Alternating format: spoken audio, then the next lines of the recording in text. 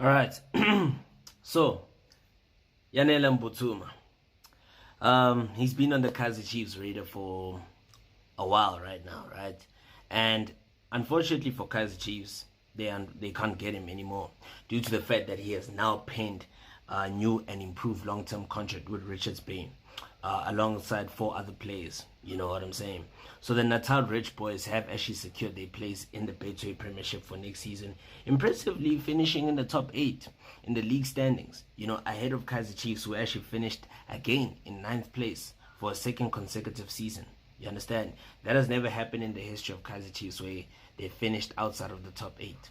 You understand? So now that happens for a second consecutive season where the mighty Amakosi finish outside of the top 8.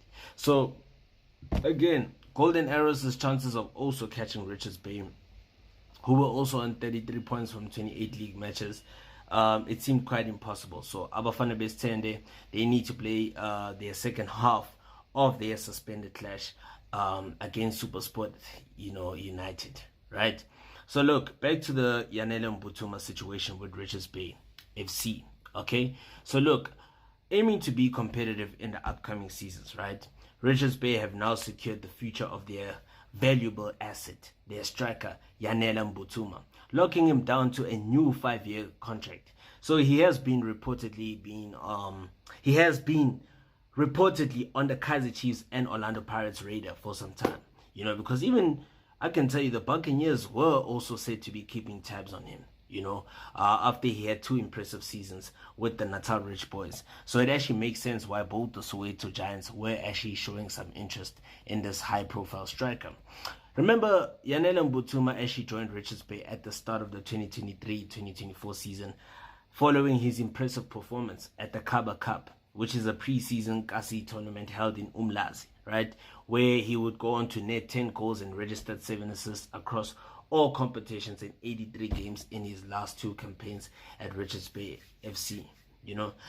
I wouldn't say the stats really justify why Kaizer Chiefs should buy him, but because if you do watch football, Yanela Mbuthuma is a great striker.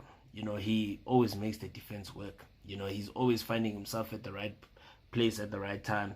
He always makes important runs behind the defense. Even if you've watched him against Kaizer Chiefs, against Orlando Pirates several times, you've seen why, Kaizer Chiefs were actually showing interest in him, because he's not just all about scoring goals and, getting those assists. He's also about, making his presence felt, being a thorn in the opponent's defense, right?